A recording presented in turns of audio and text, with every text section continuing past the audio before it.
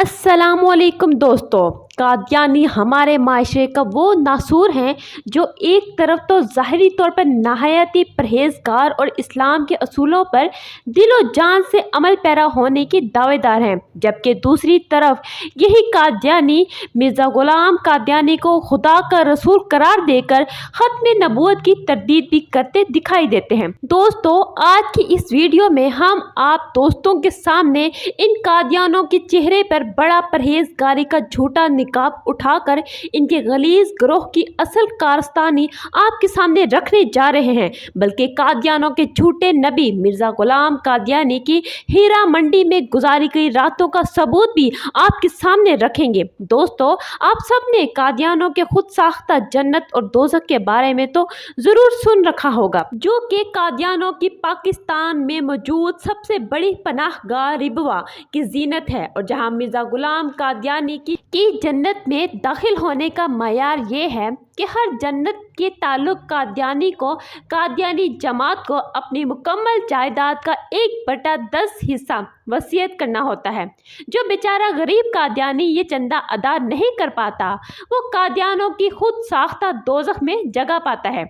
लेकिन दोस्तों, कादियानी लोग जन्नत का जिक्र तो करते हैं तो पहला ख्याल जहन में ये आता है कि वहाँ तो हूरें भी होंगी, जिसका जिक्र कोई मिर्ज़ई या कादियानी कभी नहीं करता। लेकिन आज हम सिर्फ आपके सामने कादियानी हूर का तारुफ पेश करेंगे, बल्कि इनकी क़याम गाह की भी सैर करवाएंगे। दोस्तों, कादियानी हूरों को लजनात कहते हैं, जो कि सादा लोग मुसलमानों को कादियत की तरफ रागिब करने का फरीज़ा अंजाम देती है।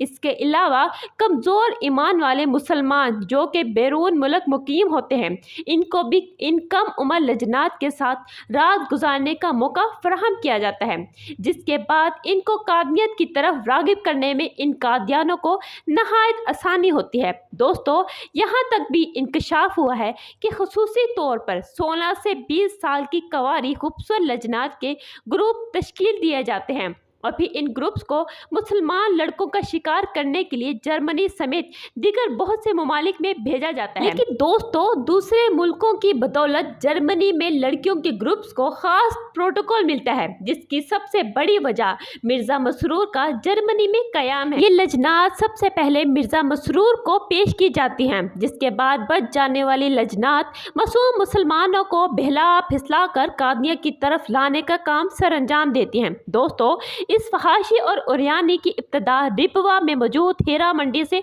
होती है, जहां दिन रात ना सिर्फ शराब और शबाब की महफिलें सजाई जाती हैं, बल्कि कादियानी जमात के तमाम मरवी हजरात खुद अपने शरीके हयात के साथ इन महफिलों की जीनत बनते हैं।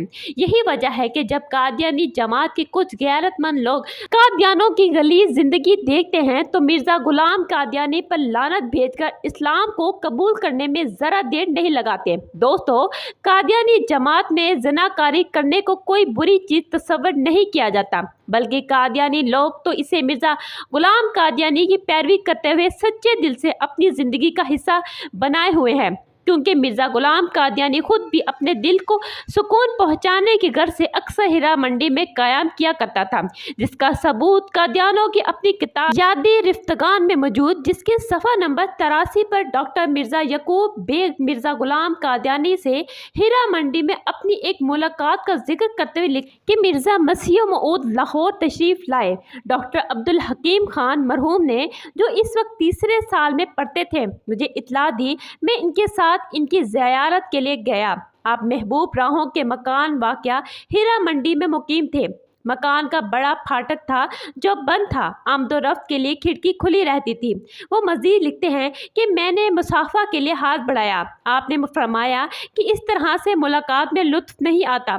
आपने मोहब्बत से मुझे बगल कीर किया, जिससे मुझे एक किस्म का सरूर हासिल हुआ। मेरा सीना सर्द हो गया और ऐसा मालूम हुआ कि गोया एक बिजली की रो ने मेरे अंदर दाखिल होकर ख़ास किस्म की तमानियत और सरूर से सीना भर दिया।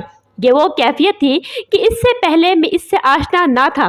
दोस्तों, इस हवाले के बाद कादियानियों के लड़के और लड़कियों की जिनाकारी करने की हकीकत आपके सामने मुकम्मल तौर पर आया हो गई होगी, क्योंकि मिर्ज़ा ग़ुलाम कादियानी ना सिर्फ खुद जानी था, बल्कि इसने तो कभी कभी जिदा करने को भी जायज़ करार दे दिया था।